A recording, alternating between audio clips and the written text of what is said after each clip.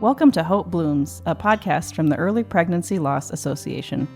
At EPLA, we seek to support women and families suffering early pregnancy loss by providing resources, education, and community. It is our vision that no one suffers miscarriage alone. I'm EPLA's Executive Director, Emily Carrington. And I'm Maria Servold, our board president. Today we have with us Kathy Petersen, who has had a long career in the medical field, ranging from working in labor and delivery to IT at the hospital and now in a pediatrician's office. So, Kathy, welcome. And could you tell us a little bit about yourself and your history in the medical field? Sure. Thank you for having me. I graduated from nursing school in 1996 and started working right at that time. So I've done about 25 years in OB, labor and delivery, and NICU nursery.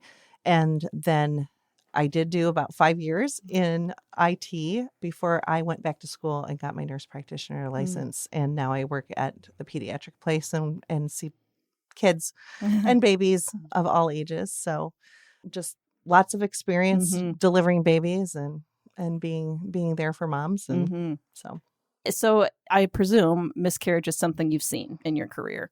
How is it something you saw a lot while in the labor and delivery unit? Because I know we've talked about a lot about how women often end up just in the emergency room. So maybe you can tell us a little bit about what happens or how do people end up in a labor and delivery unit as opposed to an emergency room? Right. So most of the time, if you are under 20 weeks, you're going through the ER. And so 20 weeks is kind of that threshold for coming to OB and being seen in the labor and delivery. And at that point, the baby is large enough where you're going to have to do like a regular labor and delivery. Right.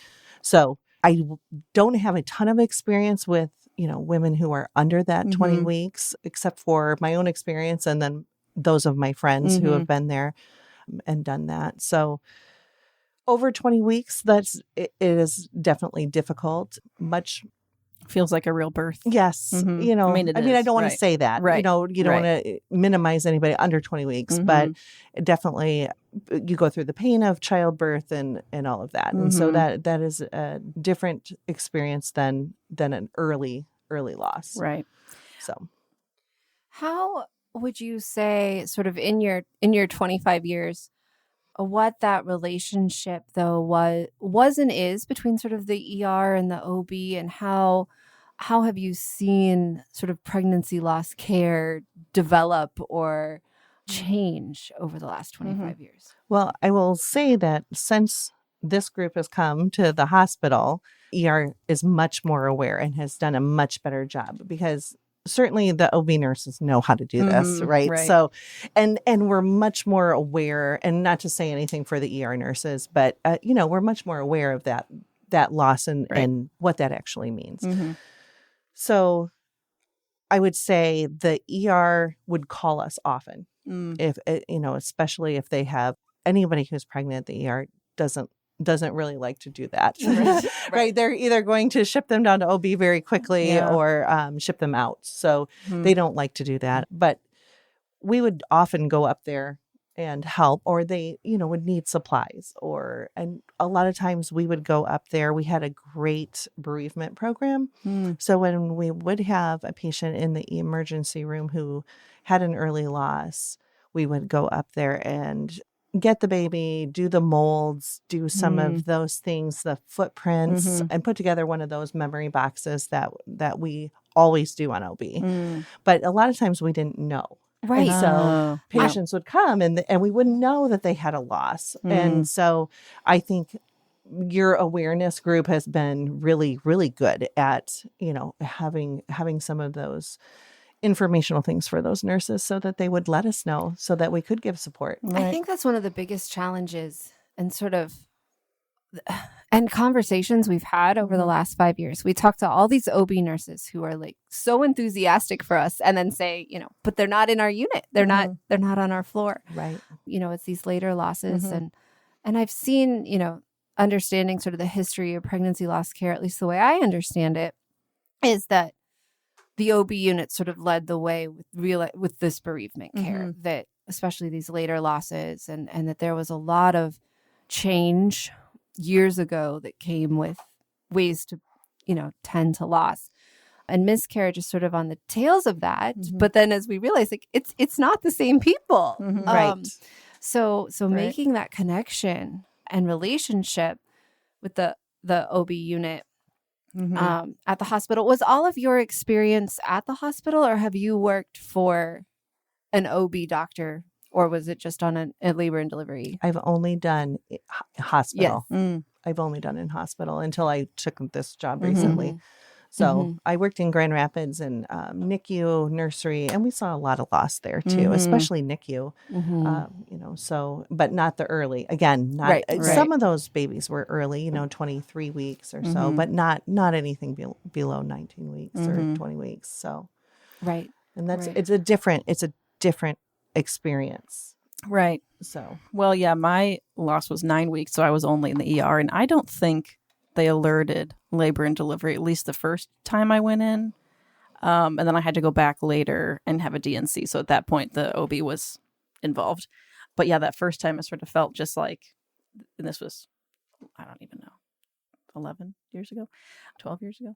It sort of felt like they were trying to figure out what to do with me, Right. And I know it's improved a lot since then. And I think partly because we were there with like, here's what to say and to do, and here's a thing to give them. And, the folders. Yeah. The folders have been huge. Yeah. And the little educational piece that we did for the ER nurses was huge. Yeah. But managers change and, staffing changes. And so it would be good to keep that on the forefront for those ER nurses as well. Well, and I think, for our listeners, this is a conversation I think every sort of pregnancy loss group and OB nurse has had. Like we go around this, so there's a lot of groups like ours out there trying to make these changes and do those things.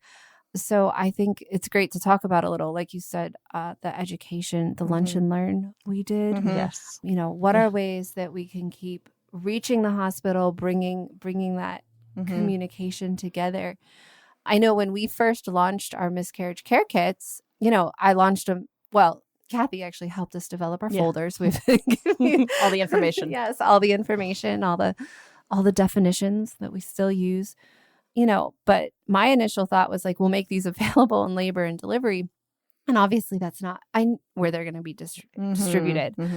So I'm not even quite sure that I have a question from here. But I do. Okay. Go for it. One thing we talk about a lot, just on our blog and on our podcast and things we do, is how the overall conversation about miscarriage in the world at large has shifted, even over the last 5 years since we started. It sort of felt like at first we were one of a smaller number of people sort of shouting into the darkness of the internet about, this is a thing that happens. It's okay to talk about it if you want to. It's more common than you think it is, right? And so from your experience, is that something you've seen, that shift in of the public conversation? I definitely feel that way.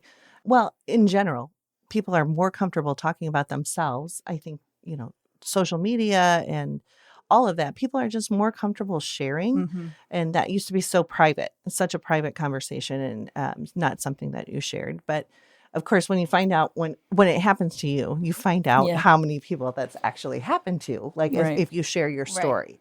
Other people are like, okay, yes, I had one too. And so I do feel like people talk about it much more openly, much more frequently. I think there are more resources for people now, which is great. And so I do feel like it's a conversation that happens much more often than it used to. Yeah. And as much as I get annoyed by celebrities saying everything that they feel like they need to say all the time, it has been sort of helpful, I think, to have big figures out there saying, yeah, it happened to me, because then it's, everyone else is like, oh, she's willing to talk about it, I can talk about it. Right.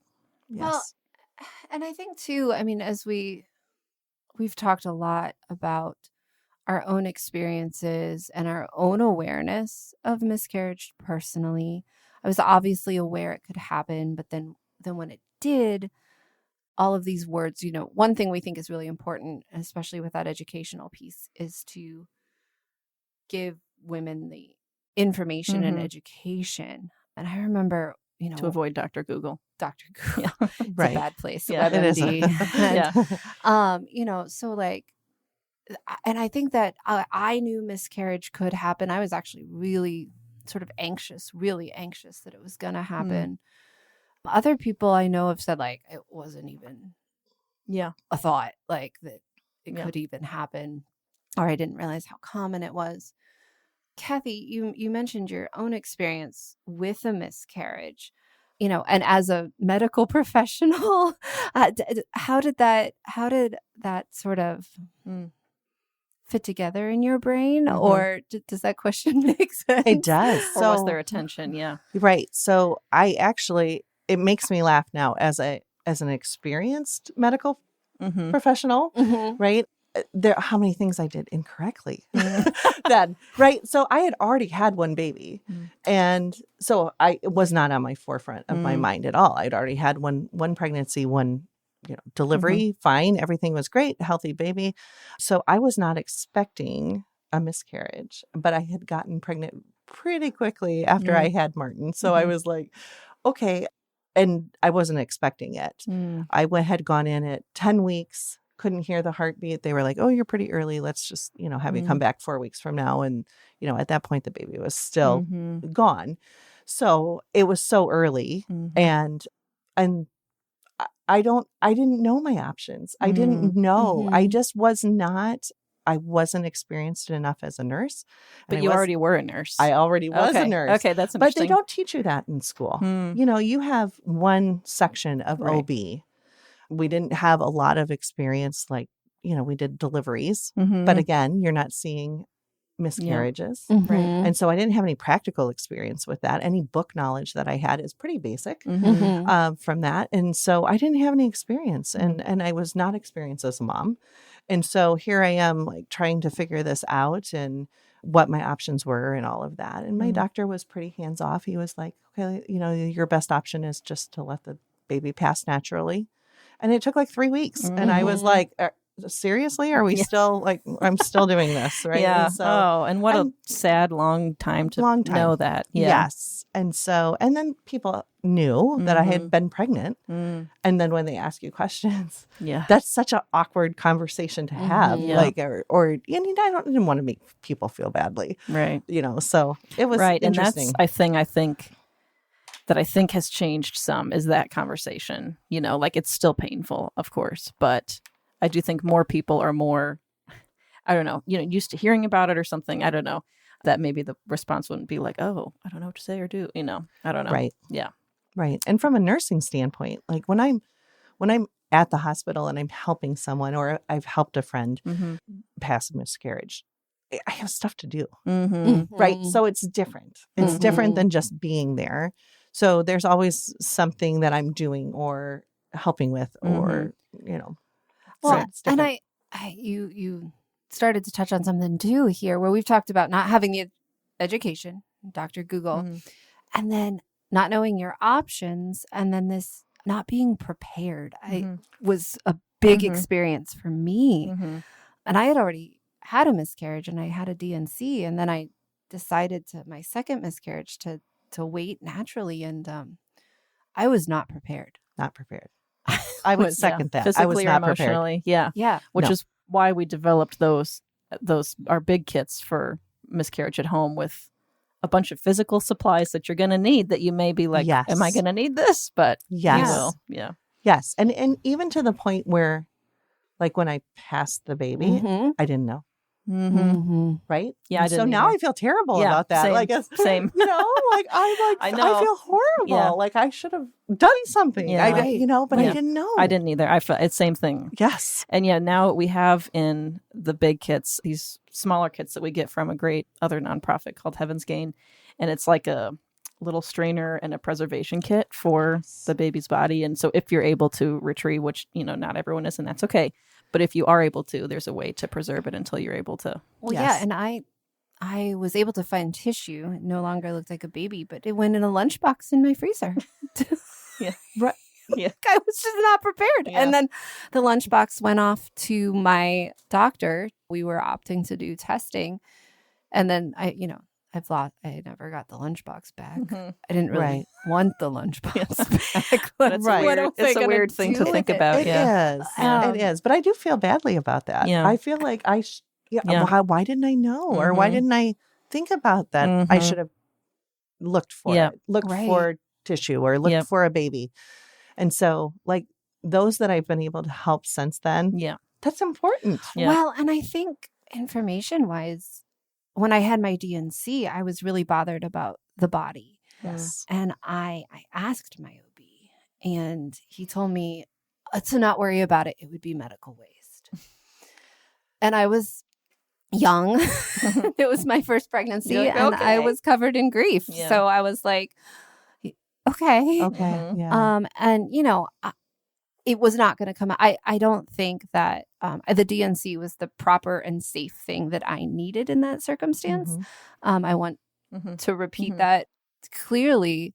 It was not the DNC that was the problem, and I understand that a 6 to 7 week Mhm. fetus is not going to come out of a DNC looking like Mhm. a baby. Right. But that doesn't mean that tissue that once was a body Yeah. wasn't special somehow. important, Mhm. wasn't just medical waste. Yes. Right. Yeah. So now when people request kits, if they don't know, we always say, do you want the small one or the big one? And we can get the big one to people. We overnight it to them. And we've been able to overnight it around the country in time for people, which is great. And locally also it's easier. But that has been, I think, a big thing for us to be able to help people in that sort of crisis moment. So in your job currently at the pediatric office, does this come up some? Or, I mean, I presume it's more just like in talking to parents. I don't know. Is it? I'm just sort of curious. Not very often. Okay. Not very often. Yeah.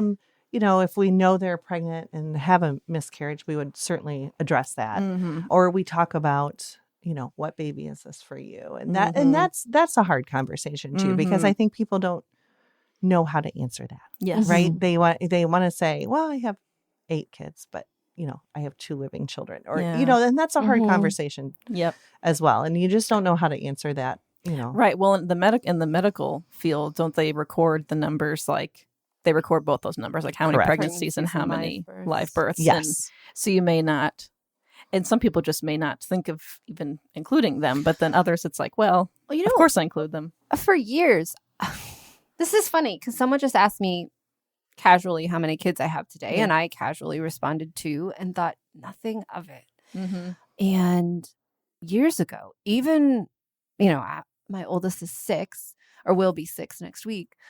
So even as little as 4 or 5 years ago, it really bothered me. How many kids do you have? And I'd want to say, Well, I should 4. have 4. Yeah. Right. Right. And Yes. and it's interesting, I'd want to say, and then I felt like there was this transition period where I was forsaking the other Mhm. 3 Mhm. if I didn't include them in that number. And now it's interesting. I just realized today, like I said, I said Mhm. 2 with no guilt, Right. but that doesn't necessarily mean I've forgotten the other 3. Mhm. So I think there's different sensitive times and different people feel sensitive. Well, and I think there's a difference too if you're having a casual conversation with Yep. somebody and they ask you how many children you have, and Right. Yeah. and I say 8, Yeah. right? I don't include the miscarried baby. I don't, but And 8 is already a it's big already number. a big number. That usually shocks them right there. They're like, what? Yeah. But I am including the one we adopted, and that's Mhm. also not the same kind of conversation.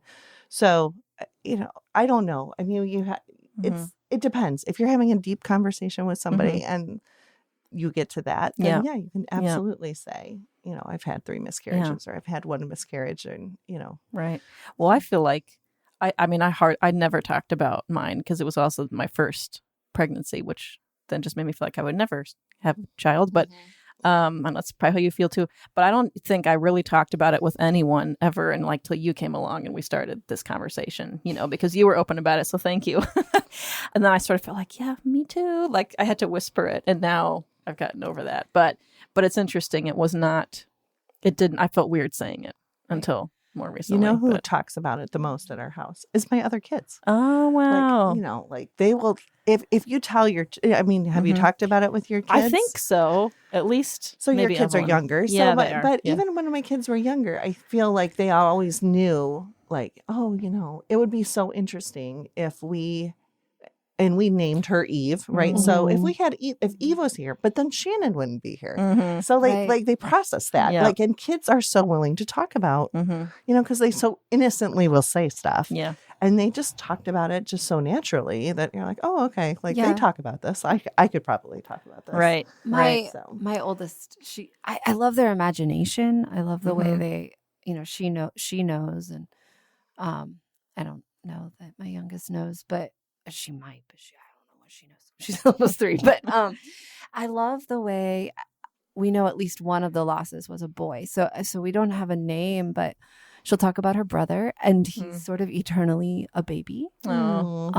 And you know, she'll ask me, well, now I don't know. When they were still both in the stroller, she was like, when we get to heaven, like there's only 2 seats in the stroller. Where will we put my Aw, brother? that's so You know? sweet. And just like I love trying that. Yeah.